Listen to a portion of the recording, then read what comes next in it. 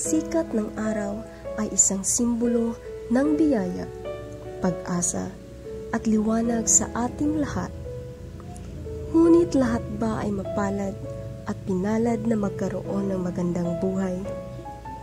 Kung pag-uusapan natin ang buhay estudyante, maswerte tayo dahil nakapag-aral tayo sa universidad. Pero bakit ang iba ay bulag at di marunong magpahalaga kung anong meron sila? Samantala, marami ang nangangarap na maging katulad sa atin. Nakapag-aral nga sila, pero ganito din ang sitwasyon. Nakakatakot, di ba? Sira ang tulay, malakas ang agos ng tubig sa ilog. Ibubuwis ang buhay, makapag-aral lang. Yung iba sa atin, matuwid na nga ang daan, hindi pa pinapahalagahan ang kanilang pag-aaral.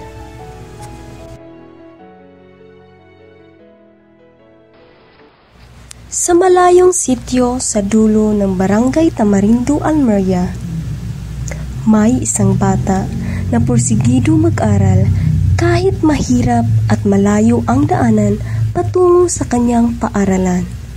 Siya si Ashley Catherine Paghit. Upang malaman namin ang kwento ng bata, binalak namin na tahakin at tuklasin ang tunay na kalagayan ni Ashley. Kaya sa pagkakataong ito ay naranasan din namin kung gaano nga kahirap at delikado tumawid sa sirang tulay na ang tawag nila ay The Hanging Bridge.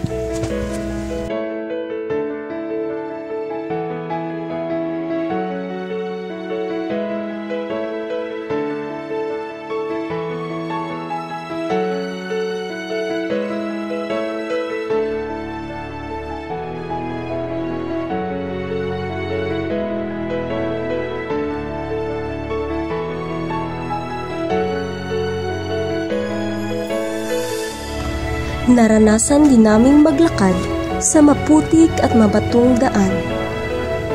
Sabi pa nga ng bata na si Ashley, hindi raw ito sagabal o rason upang tumigil siya sa kanyang pag-aaral. Dahil ito raw ang nagbibigay sa kanya ng inspirasyon upang maabot ang kanyang mga pangarap.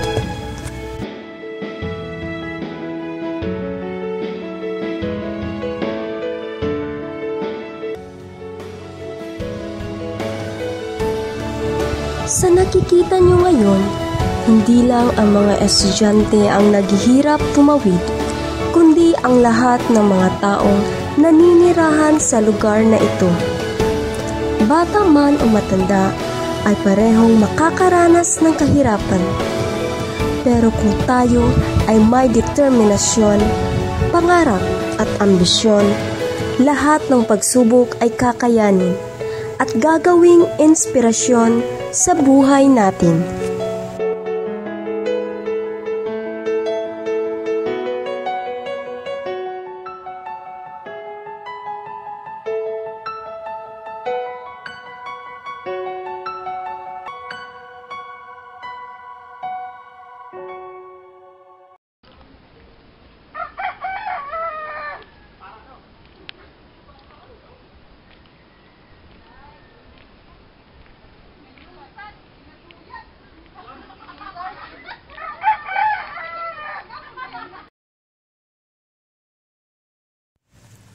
Matapos naming lakarin ang maputik na daan at tawirin ang sirang tulay, narating din namin ang bahay ni Ashley.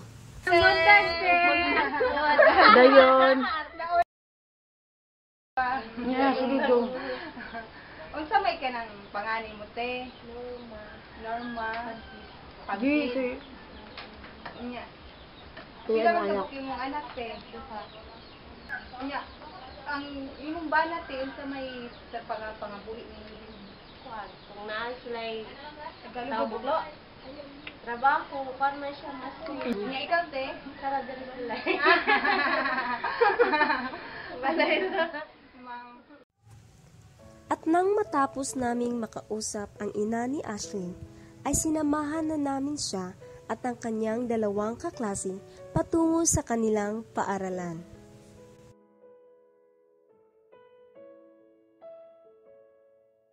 Dahil may pasok pa si Ashley, hinintay na lang namin ang kanyang break para siya ay makausap. Your photocopy about this story of conflict from Thailand?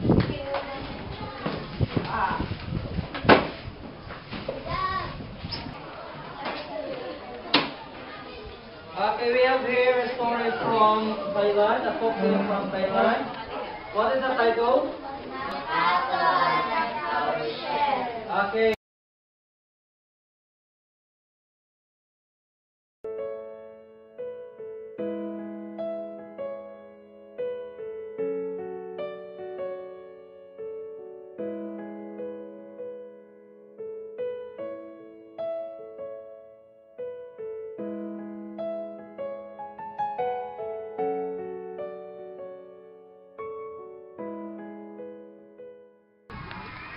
Hi Ashley, good morning! Ako si Judith sa NSU ko nag-eskwela.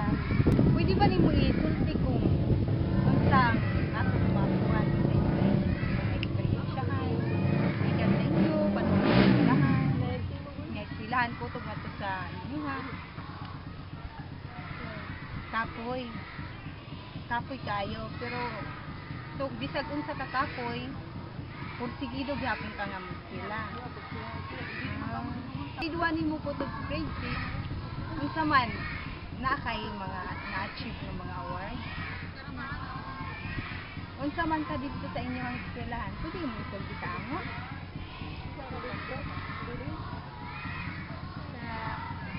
Sa grade 1 ko, honors ko, sa grade 3 pa sa pagka grade 4 na, second na ako sa paper na pagka grade 6 sa Maraming ang na-achieve ni Ashley nung siya ay nasa elementary pa. At ngayon, na grade 8 na siya, patuloy pa rin ang kanyang pangarap na makatapos sa kanyang pag-aaral upang maiahon niya sa hirap ang kanyang pamilya.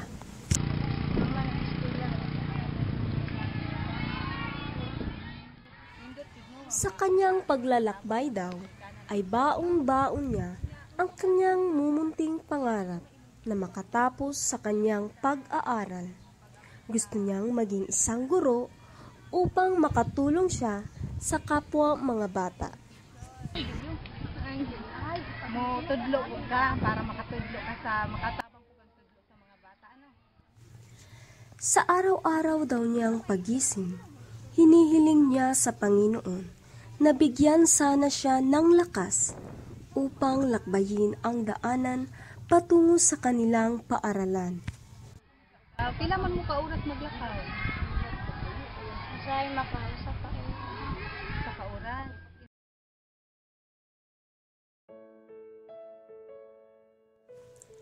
Lahat po tayo ay mapalad. Walang pinili ang Diyos. Nasa sa ating mga kamay ang desisyon kung paano natin hahamunin at haharapin ang mga pagsubok sa ating buhay. Si Ashley ay isang napakagandang halimbawa sa ating lahat, lalo na sa mga kapwa ko mag-aaral. Huwag natin sayangin ang pagkakataon at kung anong meron tayo ngayon. Bigyan natin ng halaga ang ating pag-aaral dahil sabi nga nila, edukasyon ang susi sa kaunlaran. Sa nakikita nyo, ang tulay na ito ay sumisimbolo ng isang buhay. Kung sira ang tulay, paano tayo makakasigurong ligtas at maayos ang ating pagtawid? Paano natin mararating agad ang gusto nating puntahan? Kagaya ng buhay natin, kung hindi rin maayos ang takbo nito, wala rin itong patutunguhan.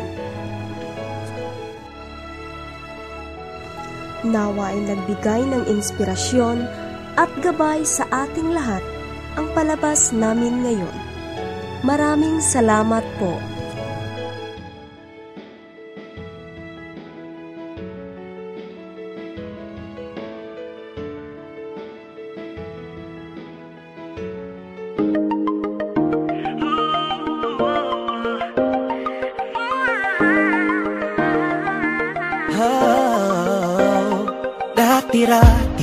pa nating pinangarap ang lahat. Umaawit pa sa hangin at amoy araw ang balat. Naaalala ko pa noon, nag-aagawan ng Nintendo. Kay sarap namang mabalikan ang ating kwento. Lagi-lagi ka sa amin ang dumidiretso pag-uwi. Maglalaro ng tao-taong piso-pisong nabili. Umaawit ang theme song na sabay kinabasa. Kay sarap namang mabalikan ng alaala. Ikaw ang kasama buhat noon. Ikaw ang pangarap hanggang ngayon. Di ba't ikaw nga yung reyna at ako ang iyong hari? Ako yung prinsesa, sagip mo palagi.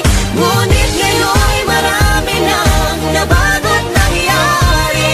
Hindi ang pagtingin na gaya pa rin ng nararata dati, nararata dati, nararata dati, na gaya pa rin ng dati-rati ay palaging sabay na mag-siesta.